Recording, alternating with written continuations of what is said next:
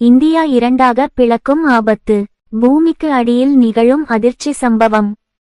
பூமிக்கு அடியில் இந்திய டெக்டோனிக் தட்டுகள் உடைந்து வருவதாகவும் விரைவில் இந்தியாவும் ஆப்பிரிக்காவைப் போல 2 துண்டுகளாக பிளக்கப்படும் என்றும் விஞ்ஞானிகள் தகவல் தெரிவித்துள்ளனர். உலகின் மிக உயரமான மலையான இமயமலையின் சிகரங்களை ஆய்வாளர்கள் தொடர்ந்து ஆராய்ச்சி செய்து வருகின்றனர்.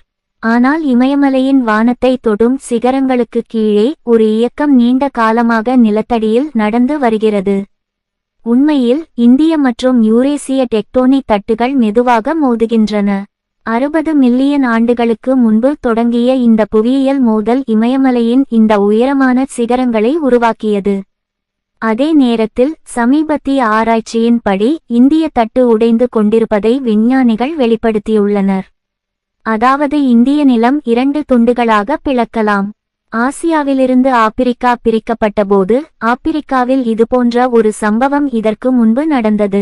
அந்த நேரத்தில் இந்திய துணைக்கண்டத்தின் ஒரு பகுதி ஆசியாவுடன் இணைக்கப்பட்டது குறிப்பிடத்தக்கது. யூரேசிய மற்றும் இந்திய தட்டுகளின் மோதலால் ஏற்படும் அதன் ஆபத்தை பற்றி விஞ்ஞானிகள் நீண்ட காலமாக விவாதித்து வருகின்றனர். அடர்த்தியான கடல் தட்டுகளைப் போலன்றி இந்திய தட்டு போன்ற கண்ட தட்டுகள் பூமியின் மேலடுக்கில் மூழ்குவதை எதிர்க்கின்றன. இந்திய தட்டின் சில பகுதிகள் பிரிந்துவிடக்கூடும் என்று சமீபத்திய ஆராய்ச்சியில் விஞ்ஞானிகளுக்கு தெரியவந்துள்ளது. விஞ்ஞானிகளின் இந்த கோட்பாடு நிலநடுக்க அலைகள் மற்றும் திபெத்திய நீரூற்றுகளிலிருந்து பெறப்பட்ட வாயு மாதிரிகள் ஆகியவற்றின் தரவுகளால் கண்டுபிடிக்கப்பட்டது.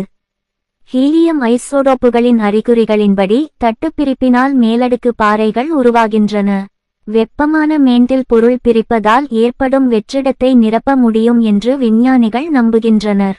உட்ரெக்ட் பல்கலைக்கழகத்தின் புவி இயக்கவியல் நிபுணர் டோப் வான் கூறுகையில், கண்டங்கள் இப்படி நடந்து கொள்ளும் என்பது எங்களுக்கு தெரியாது. இந்த முடிவுகள் டெக்டோனிக் செயல்பாடு மற்றும் பிராந்தியத்தில் பூகம்ப அபாயங்கள் பற்றிய புதிய தகவல்களை வழங்க முடியும் என்று கூறினார்.